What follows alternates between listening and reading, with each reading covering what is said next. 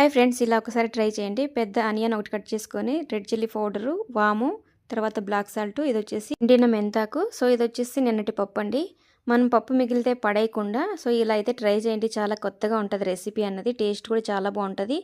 So మనం పొద్దున్నే tiffin లాగా అయితే ఈ విధంగా చేసుకోవచ్చు. సో ఇవన్నీ వేసుకొని మసాలా తర్వాత గోధుమ పిండి వేసుకొని ఆ పప్పు మొత్తం ఇందులోకి వేసేసుకోవాలండి. సో ఇందులోకి వేసేసుకొని మనం మామూలుగా గోధుమ పిండి ఎలా కలుపుకుంటామో అదే విధంగా నేను చూపిస్తాను చూడండి. బాగా కలపాలండి, కలుపుకుంటే టేస్ట్ అనేది చాలా బాగుంటుంది పొరాటా అన్నది.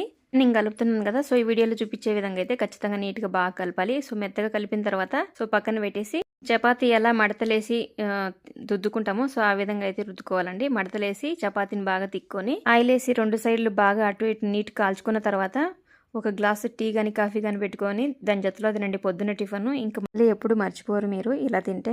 మీకు టేస్ట్ అనేది ఒకసారి తింటే మళ్ళీ వదిలిపెట్టరు. ఒకసారి ట్రై చేయండి.